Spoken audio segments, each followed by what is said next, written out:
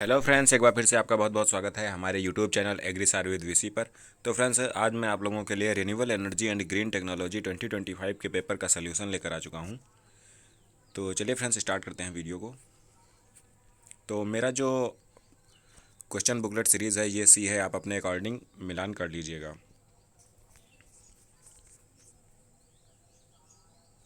तो जो first question है, कृषि में पवन ऊर्जा का उपयोग मुख्य रूप से निम्नलिखित के लिए किया जाता है। तो कृषि में जो पवन ऊर्जा का उपयोग किया जाता है वो किया जाता है कृषि कार्यों के लिए पानी पंप करना और बिजली उत्पादन। तो ऑप्शन नंबर सी सही हो जाएगा। क्वेश्चन नंबर 2 है, कृषि उपज के लिए सौर सुखाने का उपयोग करने का निम्नलिखित में से कौन सा लाभ है। तो ये होता है आपका उत्पाद की गुणवत्ता में सुधार और नुकसान में कमी। ऑप्शन नंबर सी सही हो जाएगा। क्वेश्चन नंबर 3 है, सौर आसवन विशेष रूप से निम्नलिखित में उपयोगी है। तो सौर आसवन जो होता है ये खारे या दूषित पानी वाले शुष्क और अर्धशुष्क क्षेत्र में अधिक उपयोगी होता है।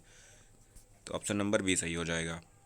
क्वेश्चन नंबर 4 है, निम्नलिखित में से कौन सा सौर तालाब का संभावित अनुप्रयोग है।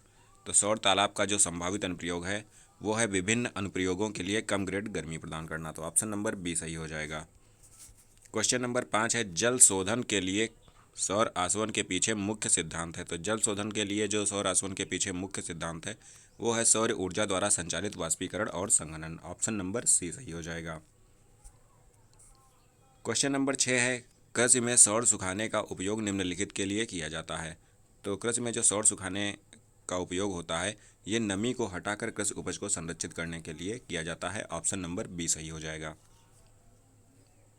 क्वेश्चन नंबर 7 है, फ्लैट फ्लैट प्लेट कलेक्टरों की तुलना में equated tube solar water heater में आमतौर पर दक्षता होती है। तो ये जो होती है अधिक होती है। ऑप्शन नंबर ए सही हो जाएगा। क्वेश्चन नंबर 8 है, सौर कुकर विशेष रूप से उन क्षेत्रों में फ़ायदेमंद हैं जहां पर परंपरागत जो आपकी पारंपरिक ईंधन की जो है सीमित पहुंच होती है। तो ऑप्शन नंबर बी सही हो जाएगा।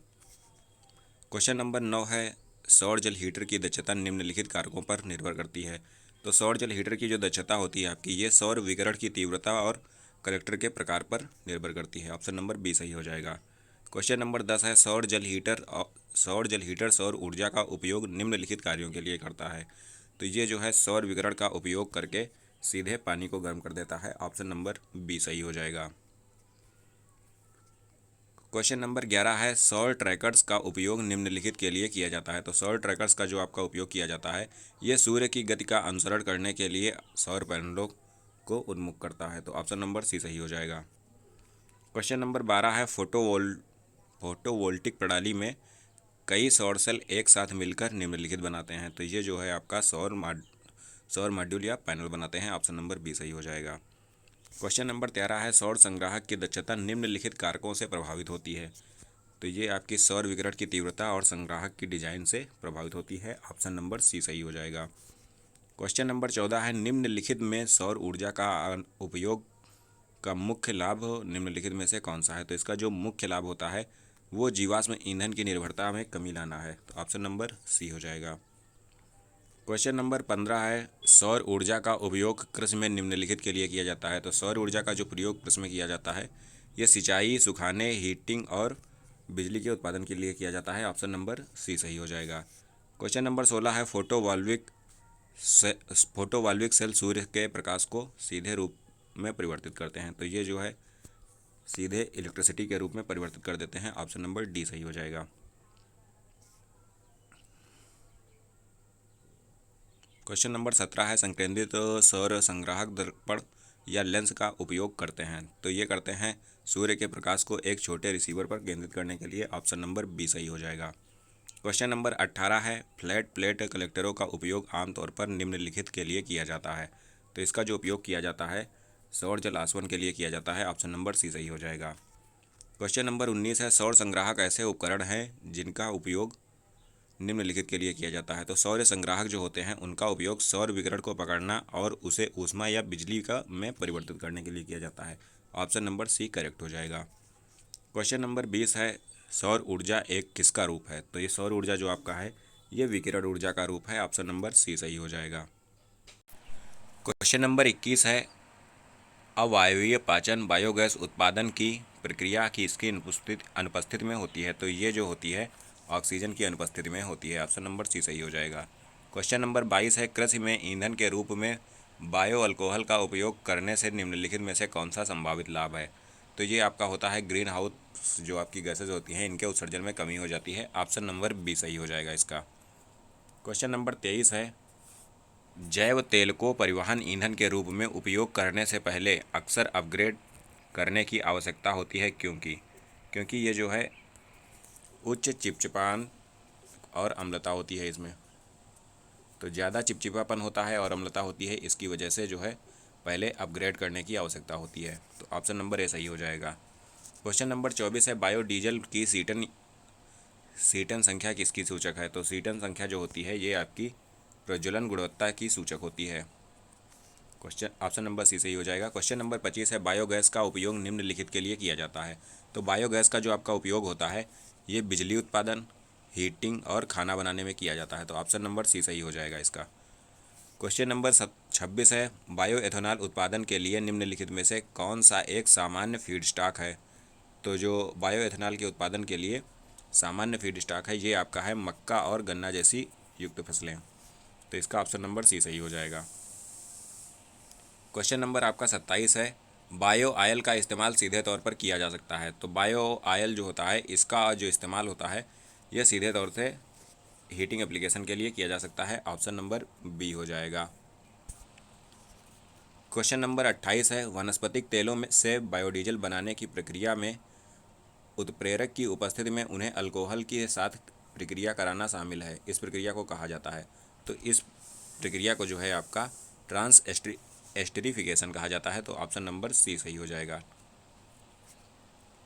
क्वेश्चन नंबर आपका 29 है, बायो अल्कोहल मुख्य रूप से संदर्भित करता है?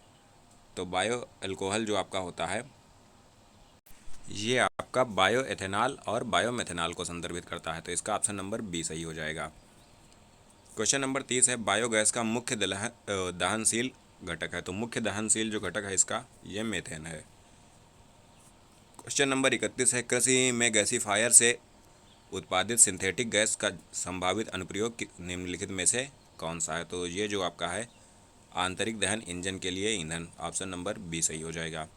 क्वेश्चन नंबर 32 है, बायोगैस डाइजेस्टर में बैक्टीरिया की क्या भूमिका होती है? तो बायोगैस डाइजेस्टर में बैक्टीरिया की जो भूमिका होती है ये होती है कार्बनिक पदार्थों को विघटित करना और बायोगैस का उत्पादन करना। ऑप्शन नंबर सी सही हो जाएगा।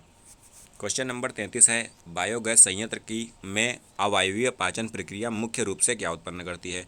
तो ये मुख्य रूप से आपका मीथेन और कार्बन डाइऑक्साइड उत्पन्न करती है। ऑप्शन नंबर सी सही हो जाएगा।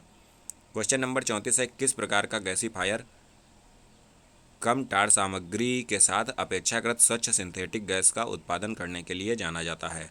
तो ये आपका जो होता है डाउन ड्राफ्ट गैसीफायर होता है। ऑप्शन नंबर बी सही हो जाएगा। क्वेश्चन नंबर 35 है, डाउन ड्राफ्ट, अप ड्राफ्ट और क्रॉस ड्राफ्ट निम्न के प्रकार हैं? तो ये जो आपके हैं बायोमास गैसीफायर के प्रकार हैं। ऑप्शन नंबर डी सही हो जाएगा। क्वेश्चन नंबर 36 है, गैसीफायर की दक्षता निम्नलिखित कारकों से प्रभावित होती है? तो गैसीफायर की जो दक्षता होती है ये बायोमास की नमी की मात्रा से प्रभावित होती है। ऑप्शन नंबर सी सही हो जाएगा। क्वेश्चन नंबर 37 है, निम्नलिखित में से कौन सा बायोगैस संयंत्र का मुख्य घटक है? तो डाइजेस्टर जो आपका होता है ये बायोगैस संयंत्र का मुख्य घटक होता है। क्वेश्चन नंबर 38 है, गैसीफायर का प्राथमिक उद्देश्य बायोगैस को निम्न में परिवर्तित करना है? तो गैसीफायर का जो प्राथमिक उद्देश्य होता है ये आपका सिन गैस होता है, यानी कि कार्बन मोनोऑक्साइड और हाइड्रोजन। तो ऑप्शन नंबर बी सही हो जाएगा। ये आपका मतलब कार्बन मोनोऑक्साइड और हाइड्रोजन में परिवर्तित कर देता है। क्वेश्चन नंबर आपका 39 है, फ्लोटिंग ड्रम बायोगैस प्लांट में गैस को कहाँ संग्रहित किया जाता है? तो ये आपका संग्रहित किया जाता है एक चल ड्रम जो घोल पर तैरता है। ऑप्शन नंबर बी सही हो जाएगा। क्वेश्चन नंबर आपका 40 है, किस प्रकार के बायोगैस संयंत्र में आमतौर पर एक निश्चित गुंबद और एक परिवर्तनीय गैस भंडारण स्थान होता है? तो ये आपका होता है हाइब्रिड प्रकार में। ऑप्शन नंबर सी सही हो जाएगा। क्वेश्चन नंबर 41 है, जैव तेल को संभावित रूप से उन्नत करके निम्न का उत्पादन किया जा सकता है? तो ये आपका परिवहन ईंधन का उत्पादन किया जा सकता है। ऑप्शन नंबर सी सही हो जाएगा। क्वेश्चन नंबर 42 है, बायोएथेनॉल उत्पादन के लिए सेल्यूलोसिक बायोमास को किण्वनीय शर्करा में परिवर्तित करने के लिए किस प्रकार का उपयोग किया जाता है? तो ये आपका हाइड्रोलिसिस के द्वारा किया जाता है। ऑप्शन नंबर सी सही हो जाएगा। क्वेश्चन नंबर 43 है, जैव ईंधन की ऊर्जा सामग्री आमतौर पर पारंपरिक जीवाश्म ईंधन की तुलना में डैश होती है। तो ये जो है पारंपरिक जो आपका जीवाश्म ईंधन होता है उसकी तुलना में कम होती है। जो क्वेश्चन नंबर 44 है, निम्नलिखित में से कौन सा बायोमास स्रोत आमतौर पर जैव ईंधन उत्पादन के लिए उपयोग नहीं किया जाता?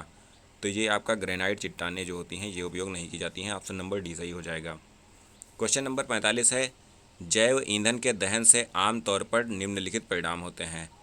तो जैव ईंधन के जो दहन से सल्फर उत्सर्जन में वृद्धि, जीवाश्म ईंधन की तुलना में कार्बन मोनोऑक्साइड उत्सर्जन में कमी, उच्च कण पदार्थ उत्सर्जन, नाइट्रोजन ऑक्साइड उत्सर्जन में वृद्धि। तो ये आपका जो होता है हायर पार्टिकुलेट मैटर एमिशन। तो ये आपका हो जाएगा ऑप्शन नंबर सी, उच्च कण पदार्थ उत्सर्जन। निम्नलिखित में से कौन सा कृषि क्षेत्र में बायोएथेनॉल का संभावित अनुप्रयोग है? तो ये आपका है कृषि वाहनों के लिए ईंधन। ऑप्शन नंबर सी सही हो जाएगा। क्वेश्चन नंबर 47 है, बायो ऑयल जिसे पायरोलिसिस ऑयल के नाम से भी जाना जाता है, बायोमास को निम्नलिखित की अनुपस्थिति में गर्म करके बनाया जाता है। तो ये आपको ऑक्सीजन की अनुपस्थिति में बनाया जाता है। ऑप्शन नंबर सी सही हो जाएगा। क्वेश्चन नंबर 48 है, बायोडीजल का उत्पादन ट्रांस एस्टरीफिकेशन नामक प्रक्रिया के माध्यम से किया जाता है जिसमें निम्नलिखित का उपयोग किया जाता है। तो ये आपका होता है वनस्पतिक तेल और पशु वसा। ऑप्शन नंबर बी सही हो जाएगा। क्वेश्चन नंबर 49 है, बायोएथेनॉल मुख्य रूप से किसके किण्वन के माध्यम से उत्पादित किया जाता है? तो ये आपका सेल्यूलोज के किण्वन के माध्यम से उत्पादित किया जाता है। ऑप्शन नंबर जो आपका होगा ये बी सही हो जाएगा। क्वेश्चन नंबर आपका 50 है, बायोमास से जैव ईंधन उत्पादन के लिए निम्नलिखित में से कौन सा एक सामान्य फीड स्टॉक है? तो ये आपका फसल अवशेष यानी कि क्रॉप रेसिड्यू है। ऑप्शन नंबर सी सही हो जाएगा।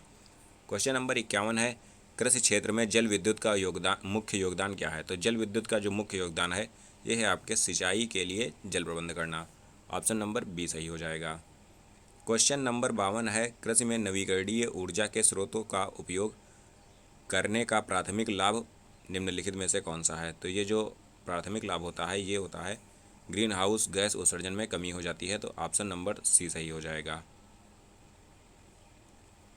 क्वेश्चन नंबर 53 है आपका, कृषि में पवन ऊर्जा का उपयोग मुख्य रूप से निम्नलिखित के लिए किया जाता है। तो ये आपका जल पंपिंग और विद्युत उत्पादन के लिए किया जाता है। ऑप्शन नंबर बी सही हो जाएगा। क्वेश्चन नंबर 54 है, कृषि अपशिष्ट से उत्पादित बायोगैस का उपयोग निम्नलिखित के लिए किया जा सकता है। तो ये आपका बिजली उत्पादन और हीटिंग तथा खाना पकाने दोनों के लिए किया जा सकता है। ऑप्शन नंबर सी सही हो जाएगा। क्वेश्चन नंबर आपका 55 है, कृषि में सौर ऊर्जा का योगदान मुख्य रूप से इसके अनुप्रयोग के कारण बढ़ रहा है। तो ये आपका सिंचाई और सुखाने के कारण बढ़ रहा है। क्वेश्चन नंबर आपका 59 है, कृषि मशीनरी को चलाने के लिए निम्नलिखित में से किस गैर नवीकरणीय ऊर्जा स्रोत पर अत्यधिक निर्भरता है? तो ये आपके पेट्रोलियम पर है। ऑप्शन नंबर सी सही हो जाएगा। क्वेश्चन नंबर 57 है, कृषि में बायोमास का प्रत्यक्ष दहन मुख्य रूप से निम्नलिखित के लिए उपयोग किया जाता है। तो ये जो आपका होता है तापन प्रयोजन के लिए उपयोग किया जाता है। ऑप्शन नंबर बी सही हो जाएगा। क्वेश्चन नंबर 58 है, कृषि क्षेत्र में सिंचाई और मशीनरी को बिजली देने के लिए किस नवीकरणीय ऊर्जा स्रोत की सबसे अधिक संभावना होती है? तो ये आपकी सोलर एनर्जी होती है, सौर ऊर्जा। ऑप्शन नंबर सी सही हो जाएगा। इसमें फ्रेंड्स पिछले पेपर से बहुत ज़्यादा क्वेश्चन रिपीट नहीं हुए हैं जिसकी वजह से पेपर थोड़ा सा टफ हो गया होगा आप लोगों के लिए। जीवाश्म ईंधन को इस प्रकार वर्गीकृत किया जा सकता है। तो जीवाश्म ईंधन जो होते हैं इनको गैर नवीकरणीय ऊर्जा स्रोत के रूप में वर्गीकृत किया जा सकता है। ऑप्शन नंबर बी सही हो जाएगा।